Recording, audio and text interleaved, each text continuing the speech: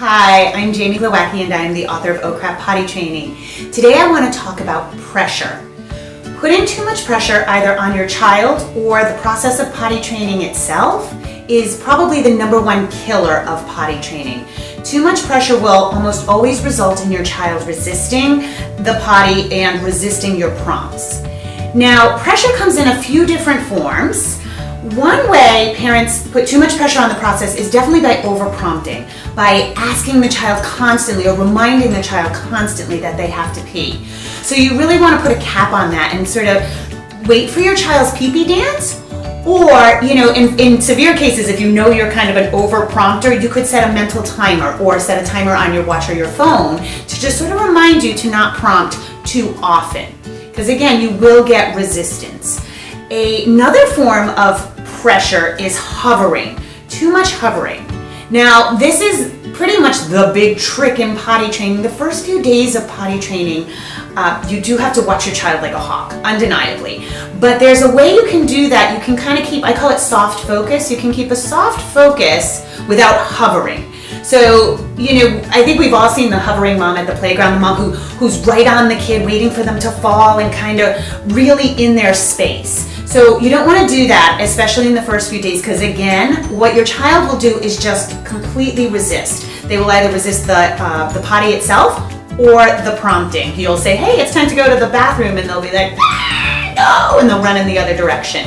The biggest form of pressure, however, comes in the form of a time crunch.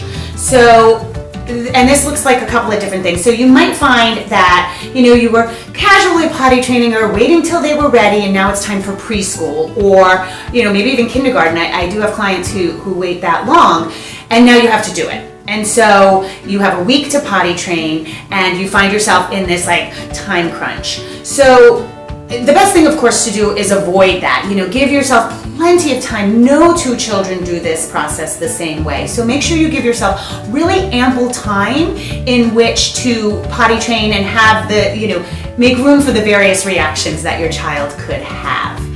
Another form, though, of time crunch is the expectation. So potty training often parents have a very unrealistic expectation. Maybe your neighbor's kid only took a day. That's great, but every child is different. There are 12 million children in the US today alone within the age of potty training. No two children are going to do this exactly the same. And I like to say that potty training is a developmental milestone, and no other developmental milestones are so couched in an expectation of a certain amount of days. So have a realistic expectation, and I'll say more about that in another video, but 3 to 7 days is really more realistic.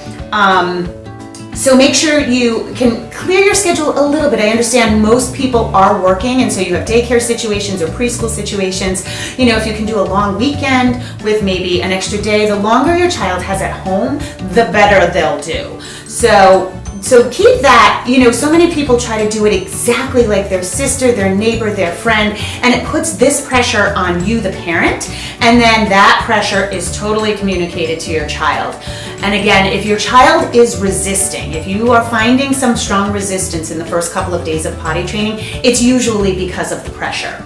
And often a classic scenario is the first day, everybody's easy peasy, potty training goes really well that first day. And the second day, the parents sort of try to improve on things. So they start watching a little more closely and prompting a little more. And again, it just results in pressure. And that second day, all of a sudden your kid's like, I'm done, I'm not doing this. So we want to avoid that. So again, the more, easygoing you can be, the more relaxed, the more you can think it's just another developmental milestone, the better off you guys will all be. All right, that's all I have to say about pressure, and I want to remind you that these videos really are for your average kid with the average bump in the road. If you find yourself truly struggling with potty training, please go to our website, jamieglowacki.com, and we have OCRAP certified experts waiting to help you. You can also join our Facebook page at ocrappottytraining.com, and what else? Twitter, Instagram, OCRAP with Jamie, and that's it. Okay, guys, have a great day.